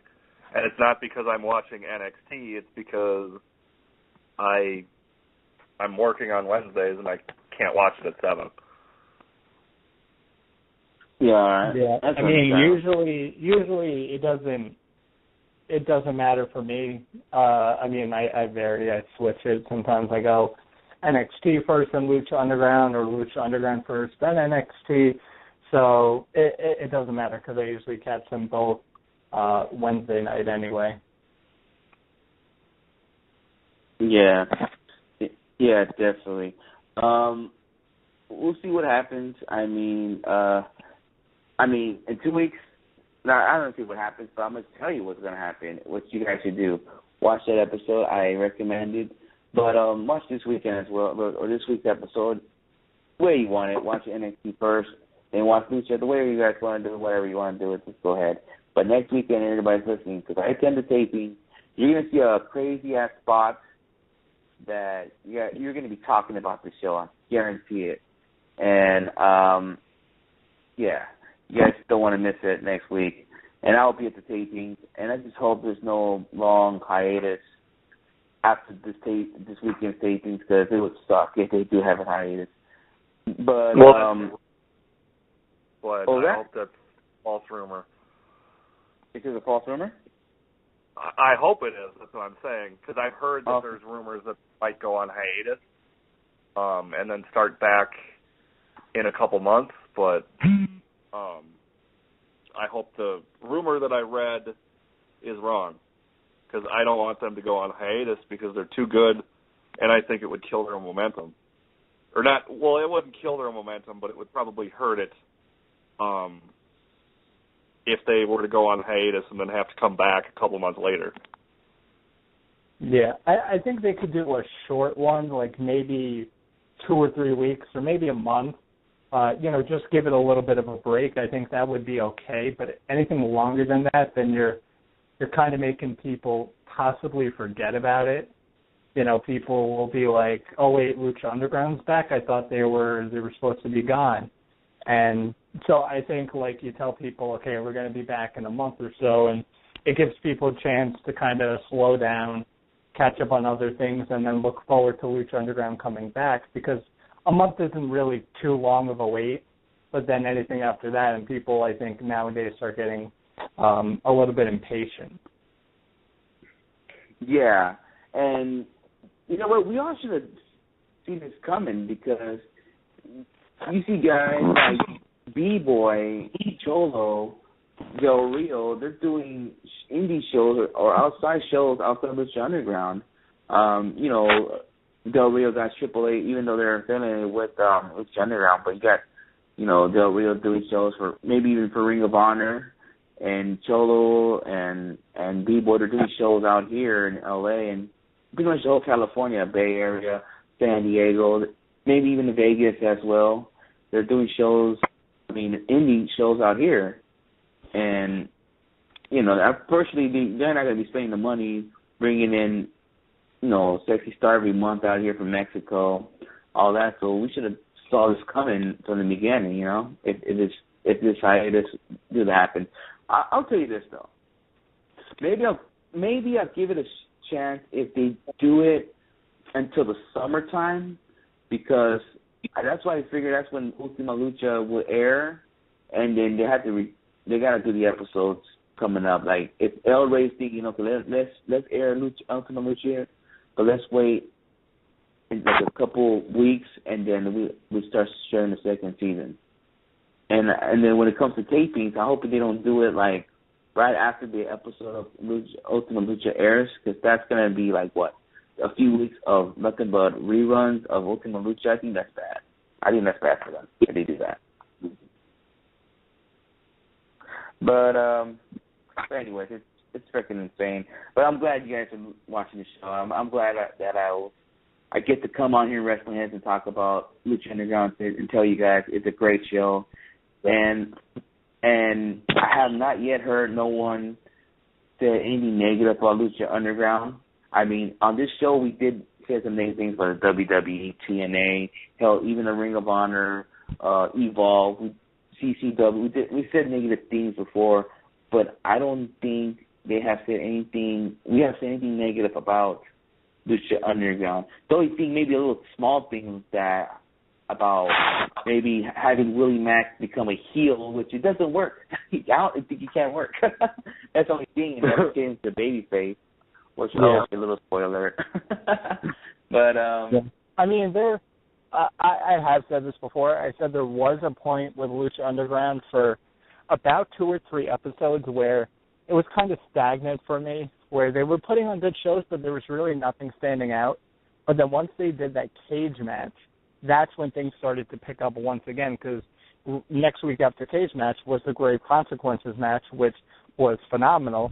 And then ever since then, they're keeping going with different feuds and different storylines going on, and still keeping pace with good matches. So there was a point where I did think that Lucha Underground kind of hit a stalemate, and they needed something to kind of get them back into a good swing. And all the different gimmick matches that they've been doing kind of helped them, I think, for me, get back into the swing of things. Yeah, definitely. We'll have to wait and see what's going down with Lucha Underground in the next couple of weeks. We'll find out sooner. I'm gonna, after Ultima Lucha, I'm gonna freaking put them as my alert thing whenever they tweet something. I'm gonna wait and see, because now it's fucking hard to get reserved tickets to Lucha Underground now. Now there's more people showing up, and it's free to go in at the shows. It's free. They don't charge at all. It's hard to get reserved tickets now, because now more people are showing up, and I'm sure they like it.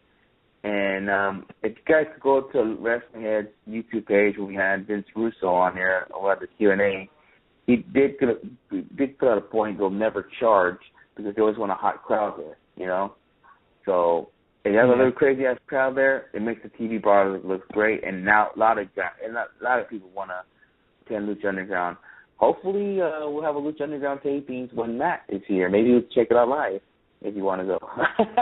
Yeah. We'll see. We'll see. I know we're getting to the end of the show, but I wanted to bring up something really quick.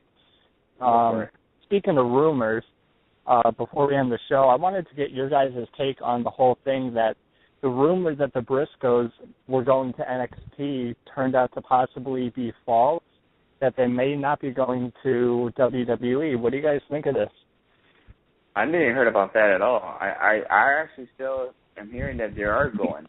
Yeah, apparently, I'm pretty sure it was Dave Meltzer. Somebody asked him about the Briscoes and NXT, and he said that right now they're not going. So it's kind of like it's really weird because it's back and forth because you hear people saying, well, they're going to go, maybe they won't go. So I don't want to get your guys' take on the possibility of them either going or not going. I'm getting a weird sense of deja vu a little bit because I remember a couple of years ago hearing that they were going to go and then finding out it was false. And now with the news that you just, or the thing that you just said, it's like, and I hadn't heard that. So I'm kind of like getting a sense of deja vu because it's like we've been here before where they've been rumored to go to WWE/NXT, and now it's there's a possibility that it couldn't happen, that it might not happen. And I mean, if it doesn't happen, that's probably good for ROH. Because they need all the help they can get right now. But it just sucks for them that we won't see them in NXT. Yeah, I think with a lot of rumors nowadays, you just kind of have to wait and see what happens. You know, you take every rumor with a grain of salt, and you say, all right, let's just see what happens. All right, we're going to look into this rumor. I mean, you're surprising right now about the Briscoes not going to WWE. We'll see what happens. But I'll tell you this, though. Say if this rumor is false, not going to WWE, and the Briscoes still stay, Jay Briscoe still got to drop that title to Jay Lethal. I don't give a fuck. I got a quick question, and I meant to ask you this earlier. Do you think if Jay Briscoe loses the title to Jay Lethal, do you think Jay Lethal still has the TV title at that point? Or do you think he drops the TV title to somebody else before that? Because, like I said, it's very funny that you mentioned that. It's very funny that you mentioned that. I think that Kyle O'Reilly's going to win the television title this weekend, I think it is. Ring of Honor's running. Oh, wow. Okay. I was thinking that at one of the maybe one of the New Japan shows that somebody could take it from Lethal because, you know, with those New Japan ROH shows, sometimes they do ROH versus ROH guys, like they did the Bucks and Red Dragon, and they did a title change there. Or I was thinking at Best in the World, Jay Lethal pulls double duty, loses the TV title, but then wins the world title. Well, because I have to say this, too. I mean, and I said this on Eyes on the Ring last night when we were talking about it, but if Jay Lethal is going to lose the TV title and then turn around to win the world title, when he loses the TV title, they're going to have to book him in a triple threat match so that he doesn't get pinned. Because if he gets pinned and then goes on to win the world title, it's going to be, I mean, people will accept it. I'd be happy, but it would just be weird because he had already gotten pinned at that point. So they're going to have to do something in order to make him look good going into a world title match and a possible world title run. Yeah, definitely. All right, well, it's almost time to end the show. Let's just wrap things up a bit. Before I give my plugs, I just want to give a little shout-out to David Gomez, the owner of the Wrestling Guy store here in California, Huntington Park, California. He's having a couple of signings coming up. This Saturday, former WWE Tag Team Champion Paul London will be there signing autographs. He'll be there this Saturday. May 16th, Rob Van Dam will be there. And I think on May the 25th, if I'm not mistaken, Lucha Underground's own Johnny Mundo will be there as well. So hit up at Wrestling Guy HP if you want to attend these signings, and you don't want to miss it. It's a great store out there. David Gomez is a great man. Great dude. I'm glad he went to Lucha Underground this weekend. I'm glad he enjoyed the show. So shout out to Dave Gomez. And I could be wrong with the dates of the signings. Hit up at Wrestling Guy HP to check out the dates if you want to attend the signing at the store. All right. Let's give our plugs right now. You can follow me at Sinister632 on Twitter and Instagram. Follow Wrestling Heads. Go to WrestlingHeads.com. And speaking of WrestlingHeads.com, I just moved an apartment with better internet, so I am gonna do some work on the website. So deal with it. You know what? I'm bringing back the classic matches of the week. I'm bringing it back. Fuck it. I'm gonna bring it back, and and I'm just gonna so I'm thinking about doing some other stuff on the website as well. I'm working on. I will tweet it out if I'm gonna do it.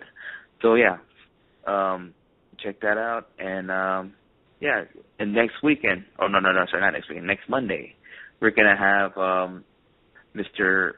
Brian Kendrick on 420. Is that a coincidence, huh? Yeah, Brian Kendrick's on 1 week from tonight, so you don't want to miss that out. Yeah, and we'll have a show again on, I'll say, Thursday or Friday? You got the schedule?